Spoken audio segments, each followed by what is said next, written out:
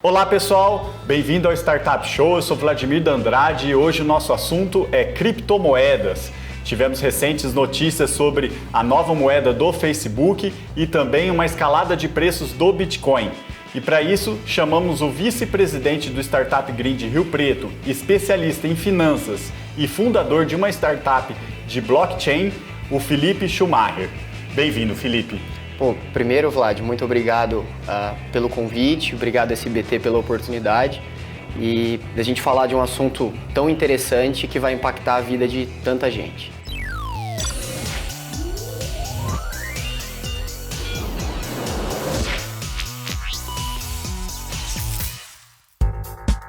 Vamos começar falando da criptomoeda do Facebook, a Libra. Ela deve começar a operar em 2020 e já conta com uma base de quase 2,5 bilhões de pessoas, é quase 1/3 do mundo, né? Então, já começo perguntando, qual que é o impacto disso para o mercado financeiro e para a vida das pessoas? Vamos lá, o impacto financeiro é imenso, porque é como se nascesse uma nova moeda, um novo banco, só que com 1/3 da população de clientes. Então vai causar um impacto muito grande. O principal impactado seriam bancos ou o governo que hoje detém o monopólio da moeda, digamos assim? A princípio é a própria população que ganha com isso, com esses serviços, e aí o maior impactado negativamente seriam os bancos. Quem não faz parte do consórcio, quem não está dentro do consórcio que o Facebook criou, vai ser muito impactado. Porque se a gente começa a olhar fintech hoje, a gente começa a separar em dois tipos de fintech. Uma fintech que é ecossistema e uma fintech que é função. Certo, fintech são as startups do setor financeiro. Exatamente. Porque até hoje a gente sempre colocou todo mundo num bolo só. Só que as fintechs eram ferramentas, eram funções. Para ficar mais fácil, uma moeda dentro de um governo, por exemplo, o real, ela é um ecossistema. Você tem uma nota de real, você vai usar ela no Brasil inteiro. Esse ecossistema, essa moeda é válida. E para você fazer essas transações, você usa ferramentas, funções, que são os bancos e os agentes financeiros. A grande maioria das fintechs que existem hoje são ferramentas, são funções. Essa nova iniciativa do Facebook, ela nasce como função. Por que ela nasce como função e não como ecossistema? Porque ela está lastreada a moedas fiduciárias, ou seja, ela está lastreada a ecossistemas. Então, o que o Facebook quer fazer? O Facebook e todo o consórcio, né? Eles vão fazer uma cesta de moedas entre dólar, ien e euro. Então eles vão ter esses ativos guardados para emitir a moeda deles. Então essa moeda vai estar lastreada em outra moeda. Ou seja, cada libra tem um equivalente a $1, ou €1, ou iene guardado. Ou uma cesta mesmo. Então você tem uma libra que ela vale 65% de dólar, 30% de euro e 5% de ien.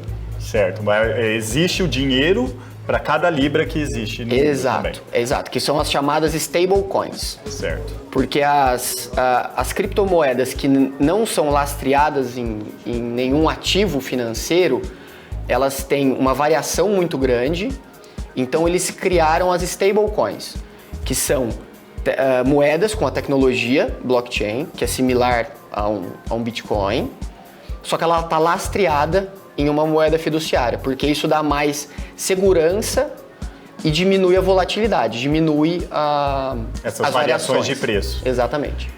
Uma grande diferença é justamente esse pool de empresas que estão junto com o Facebook, né? Tem o Uber, Visa, Mastercard, por isso que tem uma base tão grande de clientes assim. Isso é muito diferente das outras criptomoedas, que o conceito é descentralizar. Exatamente. Né? Não ter um dono, alguém que dá fidelidade a essa moeda, né? Como que os defensores das criptomoedas veem esse fato? Vamos lá, os defensores das criptomoedas veem esse fato de forma muito negativa.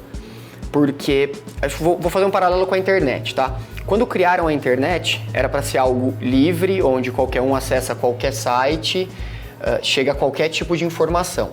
O que a internet se tornou hoje você não acessa mais qualquer site. Para você acessar, a grande maioria da população usam os buscadores. Então vamos falar assim, as pessoas buscam no Google, as pessoas buscam no YouTube, as pessoas buscam no Facebook. Quando você usa essas camadas para chegar em algum site ou alguma informação, na verdade você só chega ao que eles te mostram. Certo. Então, vamos falar assim, os primórdios da internet não era para ser o que a internet é hoje, era para ser muito mais livre. O Google, o Facebook, eles controlam aquilo que vão te mostrar. Exatamente. De acordo com os algoritmos dessas empresas, eles controlam o que vai te mostrar de acordo com o teu perfil. Certo. O que muitas vezes é benéfico, só que também pode ter os lados negativos. Então, trazendo isso para o mundo cripto, o blockchain nasceu para cada um criar a sua moeda e essa moeda ter confiança. E quando você coloca uma empresa que já usa algoritmos para tendenciar os usuários, ele vai criar uma moeda dele lastreada em uma moeda já existente, o que sai total fora do conceito básico das criptomoedas. Então, na verdade, é o que a gente fala no mundo cripto, se aproxima muito mais de uma DLT do que um blockchain. Deixa eu te explicar o que é DLT e blockchain. Por favor. Todo blockchain é uma DLT, mas nem toda DLT é um blockchain. O que significa DLT? DLT é um ledger distribuído, é uma tecnologia de ledger distribuído, é um banco de dados distribuído. Então, a blockchain o que é? Você vai pegar esses bancos de dados, você distribui entre pessoas, que são chamados de nós, e eles vão dar segurança para o sistema.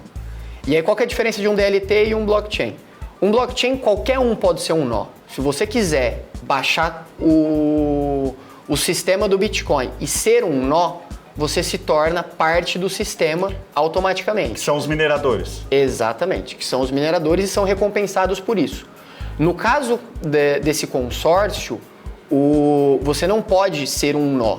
Tanto é que eles cobraram cerca de 10 milhões de dólares para cada um entrar nisso. Então, na verdade, vai ser uma DLT, vai ser um banco de dados distribuído entre as pessoas que estão envolvidas nesse consórcio. Assim, para não parecer simplesmente só negativo, isso também traz uma parte positiva para o mundo cripto, que é o que a gente falaria, é como se fosse uma ponte, é um manual básico para você começar a entrar na blockchain e nas criptomoedas. Uma porta de entrada. Uma porta de entrada, exatamente. Aqueles investidores que estão longe hoje do mercado cripto encontram na moeda do Facebook, na Libra, né, e nessa estrutura que eles criaram, algo mais...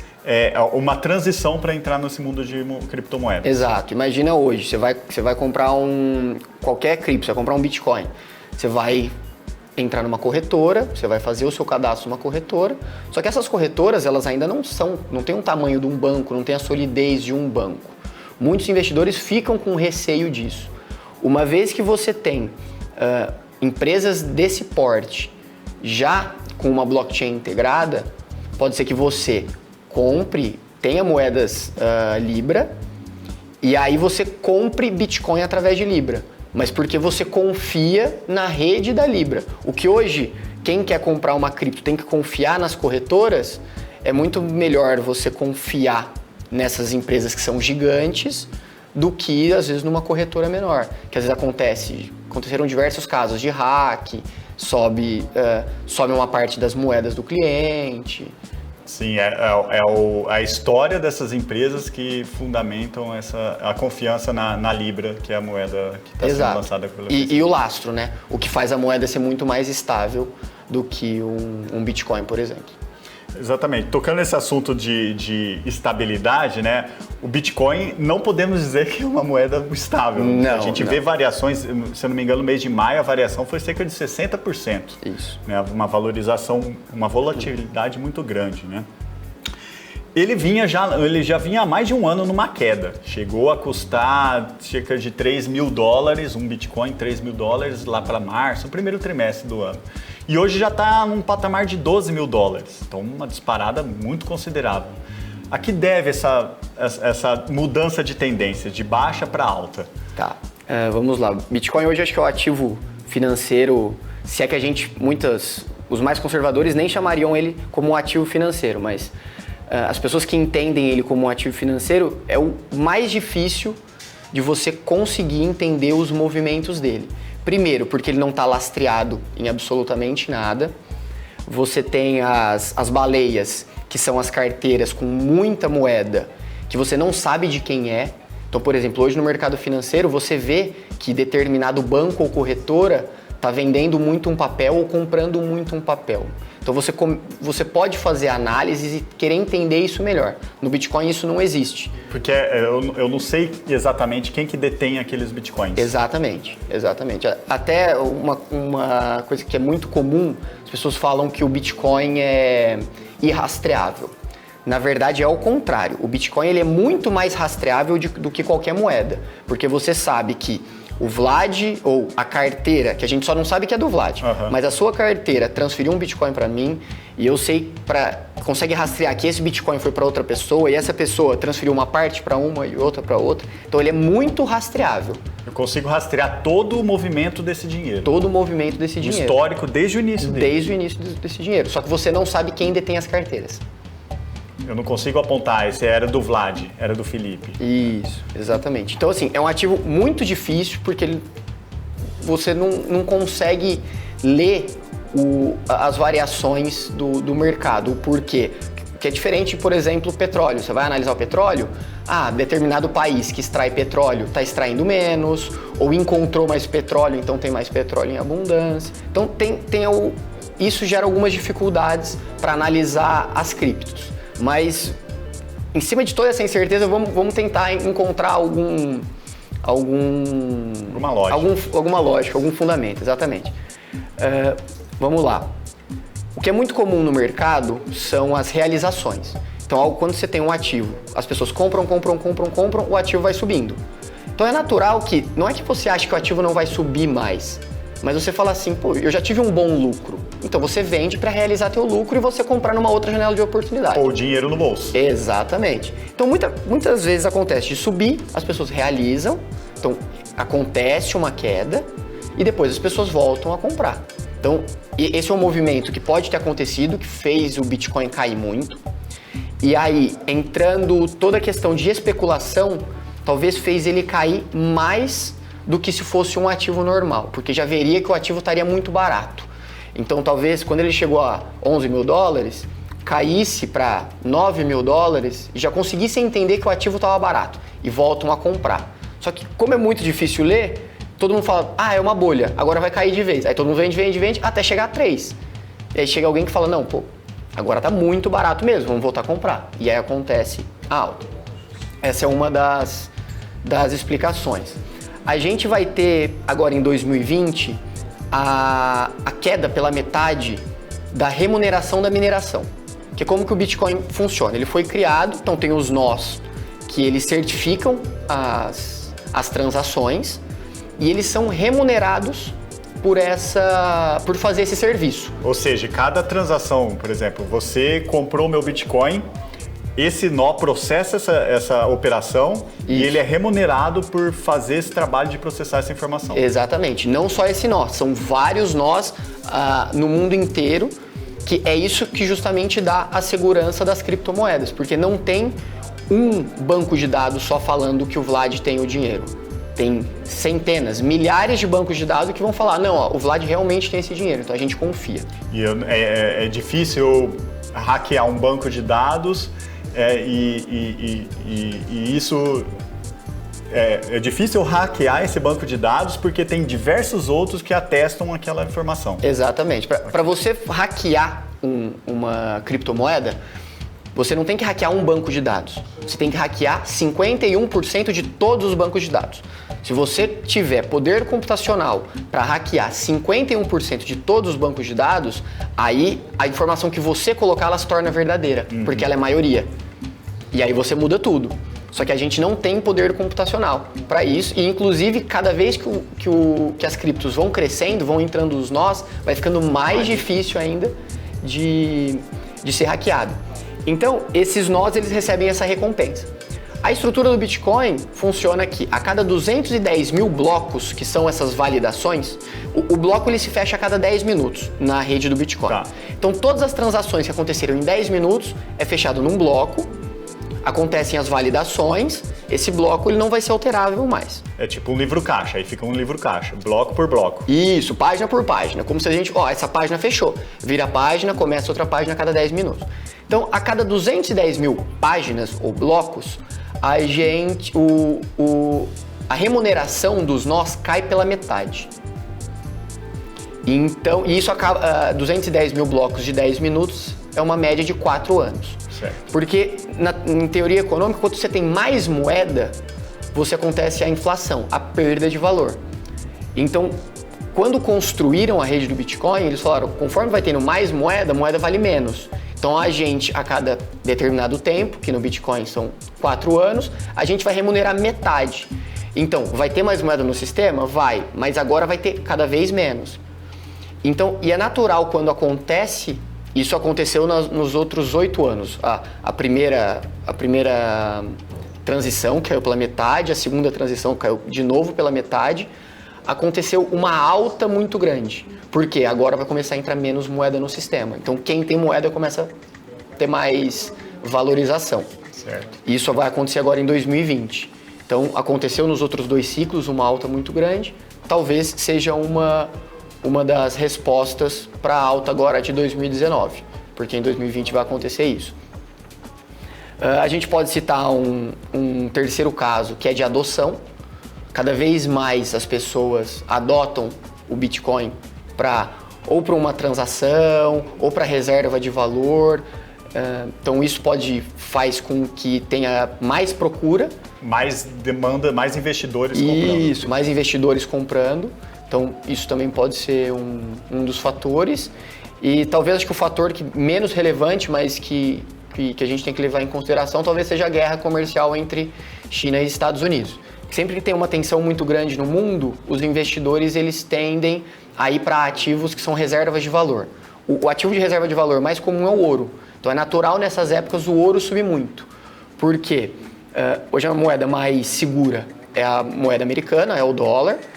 Então quando a moeda americana fica assim menos segura, eles tendem a procurar um outro ativo que é uma reserva de valor, que seria o ouro. Talvez numa movimentação dessa, enquanto alguém está comprando uma quantidade de ouro, ele fala, do 100% que eu vou comprar de reserva de valor, eu vou comprar 99,5% de ouro e 0,5% de criptomoeda, que pode ser uma reserva de valor do futuro. Ele abre essa possibilidade, ele é um pouquinho mais de risco para abrir essa possibilidade de ter uma grande oportunidade de ganho. Exatamente, pode ser algo que explique isso. Legal. Essa tendência de alta que estamos vendo no Bitcoin, ela tende a continuar? Dá pra gente chutar, ou dá pra gente analisar um patamar, que é uma resistência que ela pode chegar ali até começar a cair de novo? Assim, eu tenho um especialista em mercado financeiro, um analista, que eu admiro muito, que é o Taleb. Ele escreveu alguns livros que eu gosto, que é o Cisne Negro, A Lógica do Cisne Negro, o Antifrágil. E ele fala assim, que sempre que você perguntar, você nunca pergunta para algum analista ou alguém se ele acha que o ativo vai subir ou não. Você pede para ver a carteira dele. Se ele tem o ativo, ele acha que vai subir. Se ele não tem o ativo e opera vendido nesse ativo, ele acha que vai cair. Então, por exemplo, hoje eu não tenho Bitcoin, porque eu não acredito na alta? Não, porque eu acho que é muito difícil entender a questão do Bitcoin como moeda, como reserva de valor. É muito imprevisível. É muito imprevisível. Eu olho muito mais a tecnologia e o que isso pode mudar no mundo todo. Certo, a tecnologia é o blockchain que a gente explicou, né? Vamos tocar nesse assunto então. Que essa tecnologia, por que ela é considerada tão disruptiva, tão revolucionária? Tá, vamos pensar assim, vamos pensar de novo em internet, tá? A internet, quando ela começou, ela democratizou a informação. Então todo mundo tem informação, fica muito fácil transacionar, transmitir informação. Então você sobe um texto na internet, você sobe uma música, o mundo inteiro consegue pegar aquela música, pegar aquele texto, absorver a informação. Só que ela não conseguiu fazer isso com a cadeia de valor. Por quê? Vamos pensar, quando eu te transmito um arquivo, um texto, uma planilha, uma música, você tem uma cópia e eu tenho uma cópia. Isso não pode ser feito com dinheiro. Eu não posso te pagar R$1 e continuar com o mesmo R$1. Gera inflação. Exatamente, a gente está criando moeda. E antes da blockchain não tinham resolvido esse problema. Então hoje com a blockchain, assim, de maneira muito simples, eu vou conseguir te enviar uma música e garantir que agora eu não tenho mais a música e só você tem a música. Houve uma transferência de ativos. Houve uma transferência. E isso pode ser feito com qualquer coisa. Pode ser feito com texto, pode ser feito com música, com vídeo. Você consegue colocar coisas que não são ativos e transformá-las em ativos digitais. Porque hoje, por exemplo, um livro, você compra um livro físico. Então, agora eu tenho o livro. Só que na hora que você vende um livro digital, ele é muito fácil de ser replicável. Com a blockchain, você consegue fazer o que tem no livro físico, você transferir isso para o digital. De uma forma que, por exemplo, eu te empresto um livro digital e agora eu não consigo mais ler. Só você lê. Você tem que me devolver realmente para eu conseguir ler. Então, isso abre uma janela de oportunidade para muita coisa. Assim, a gente está olhando muito... O mercado como um todo olha muito para a moeda, porque assim, o mercado financeiro é o que sustenta o mundo. Tudo é dinheiro. Então, todo mundo começou a olhar como moeda, como reserva de valor, como transferência. Só que tem N aplicações que a blockchain consegue resolver. Por exemplo, um sistema, uma cadeia logística, onde tem muitos atuantes, você tem muita chance de fraude. Quando você começa esses atuantes, para você eliminar a fraude, você tem que ter alguém que centraliza isso, que é o que a gente chama do intermediário confiável. Certo. Se a gente pensar hoje, quase tudo tem intermediário confiável, porque a gente estava falando de transferir dinheiro e garantir que eu não tenha o dinheiro, né? Aí você vai falar, pô, mas isso já existe, é internet banking. Eu te transfiro o dinheiro, saiu do meu internet banking, foi para o seu internet banking, perfeito? Só que a gente tem um intermediário confiável, que é o banco. Se o banco não estiver lá, é ele que está dando a segurança desse sistema. É ele que está falando, ó, realmente a conta do Felipe não tem mais, agora é a conta do Vlad que tem o dinheiro. E isso gera até uma insegurança no fato de estar essa informação centralizada. Se alguém hackeia esse banco, por exemplo... Exatamente, isso. Pagar todas essas informações. Pode apagar todas essas informações. Fica é um ponto é um ponto só que fica muito inseguro, é muito vulnerável a ataque. Então, a blockchain ele tira esses intermediários confiáveis. Você não precisa mais confiar naquela instituição. Você simplesmente, isso tá na blockchain. Confia na rede. Na rede. Nesses nós que estão validando as transações. Então, tem diversas formas de utilizar isso. Eu costumo falar que a gente teve a era da internet, então foi criado o Google, o Facebook, a Amazon. O Google, o Facebook, a Amazon da blockchain ainda não foram criados. Então a gente tem uma nova janela de oportunidade para criar. Eu li num livro que a gente está vivendo com blockchain um momento de início da internet, que é um novo sistema, novo mundo que está se criando ali e com isso diversas oportunidades. Exatamente. Onde que o blockchain está sendo utilizado hoje? Uma aplicação prática, assim, talvez para a gente, que é pessoas comuns ou então empresas? Vamos lá. As empresas são as que mais utilizam por enquanto em rastrear. A cadeia logística está sendo muito forte.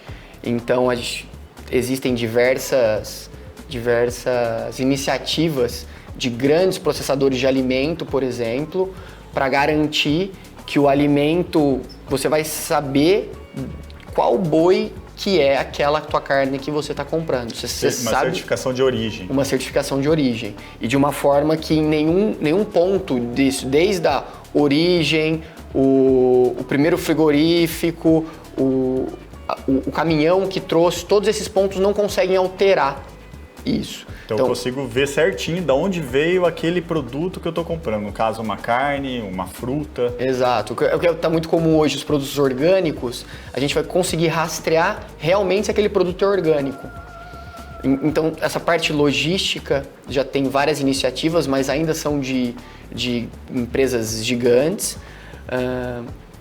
A gente não pode esquecer do próprio Bitcoin, então a gente está tendo transação financeira aí, tem gente que está fazendo reserva de valor, nem que for uma parte da carteira, mas está tratando aquilo como um investimento. Então isso já acontece. Só que aí, como eu sempre falo, a gente precisa trazer isso mais para o mundo. Porque assim, por ser uma coisa, eu falo que blockchain, ele uniu a parte muito complexa de mercado financeiro com a parte muito complexa de tecnologia. Então pegou duas coisas muito complexas. Então as pessoas que têm criado iniciativas com blockchain são extremamente técnicas. Então às vezes você pega hoje uma carteira, uma wallet para usar, para você ter um Bitcoin, ele é muito difícil de usar.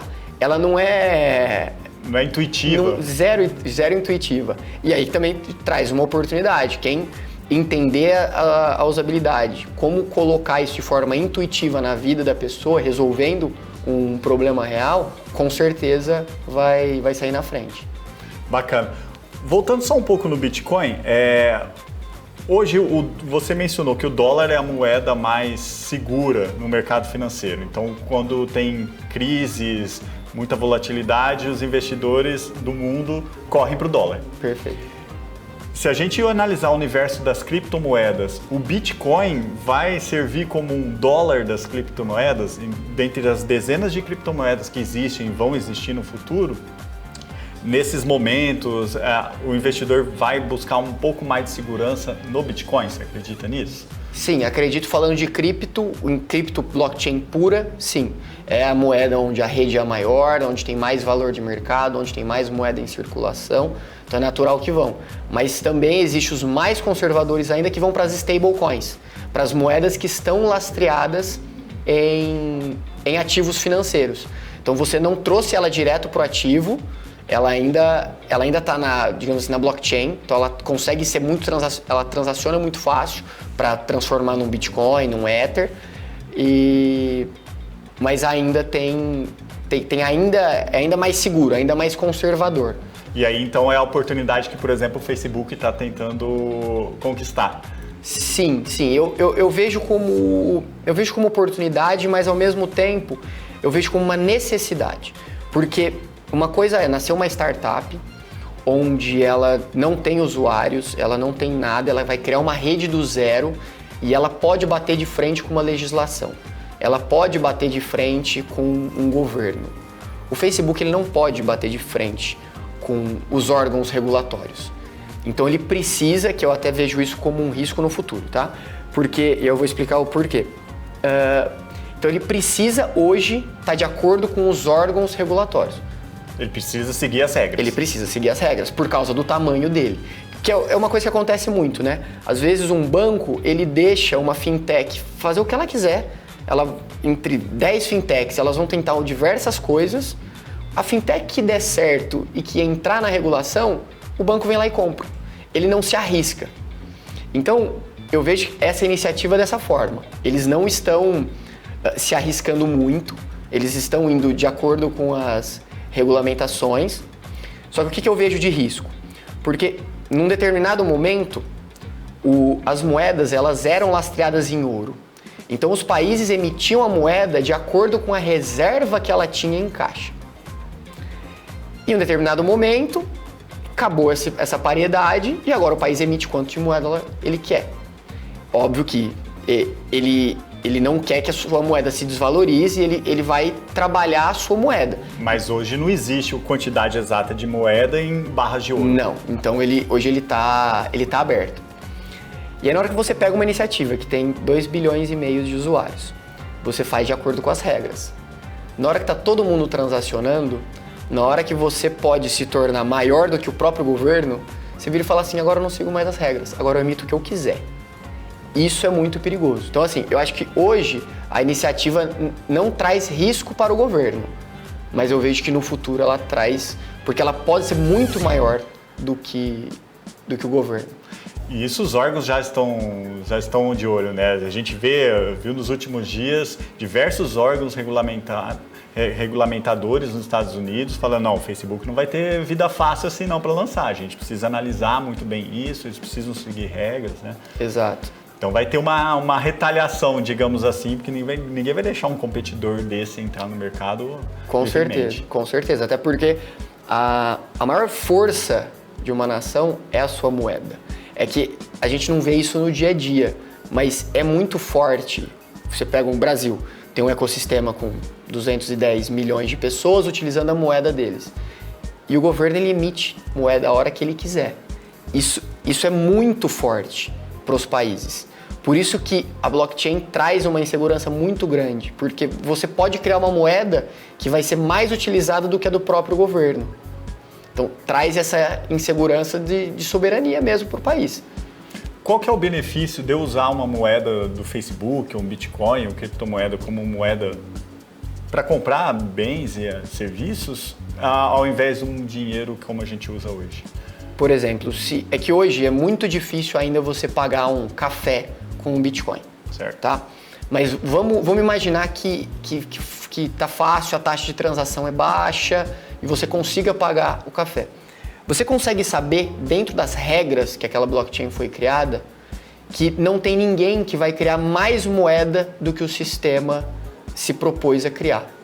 Então a gente tem uma segurança em algoritmos e com esses nós que não deixam o algoritmo alterar, que não vai ter, por exemplo, uma troca de presidente, que o presidente vai lá e emite mais moeda para construir alguma coisa, para financiar o país. Porque quando a gente gera a inflação da moeda, todo mundo perde poder de compra. Então, por exemplo, hoje se eu tenho R$100 na carteira, se eu tenho 4% de inflação no ano, é a mesma coisa que o governo pegasse R$4 na minha carteira, agora eu tenho 96. Só que como é em poder de compra, não é em R$4, as pessoas não percebem isso. Só que elas perderam R$4 com a inflação. E as pessoas não têm esse poder. Quando você trata isso com uma blockchain, você sabe, por exemplo, no código do Bitcoin, quanto de moeda vai ser emitida diariamente e que a cada 4 anos vão emitir ainda menos e que vai chegar uma hora que não vai emitir mais. Então, assim, independente do que o governo troque, presidente, qualquer coisa, você tem a garantia que o sistema não vai mudar. Tá, é um ambiente mais previsível. É um ambiente muito mais previsível, porque é descentralizado. E é isso o que quem está no mundo de cripto, mais puro assim, vê como risco numa iniciativa do Facebook. Porque tem alguém que pode falar assim, não, eu vou emitir mais. Uhum. Ele tem esse poder, não é da rede. Pelo volume. Pelo volume. Entendi. Rapidamente, para a gente terminar, fala um pouco da BeeBack, a sua empresa que usa blockchain, a tecnologia blockchain. Bom, vou dar uma explicação menos comercial, um pouco mais técnica, tá? O que a gente vê hoje em todas as iniciativas de blockchain são iniciativas que você cria a sua própria moeda, só que essa moeda ela não volta. O que acontece? Não tem o círculo. Eu emito moeda, transfiro para o Vlad. O que o Vlad vai fazer com essa moeda? Que é o que acontece hoje com muitas criptos. Elas não têm utilidade.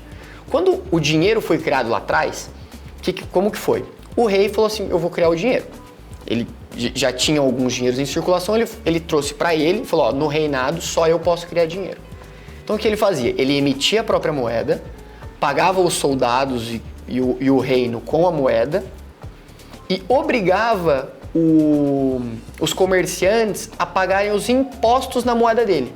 Então ele paga o soldado em moeda e obriga o ferreiro a pagar o imposto em moeda. O que ele faz? Ele faz automaticamente com que o ferreiro aceite a moeda do soldado. Então acontece o círculo. Alguém emite, alguém recebe, alguém paga, isso volta. Isso roda. Então muitas iniciativas hoje de blockchain, isso não acontece, essa troca. Então a gente analisando o mercado, o que a gente fez? Criou um sistema onde as empresas criam as suas próprias moedas e elas recebem de volta.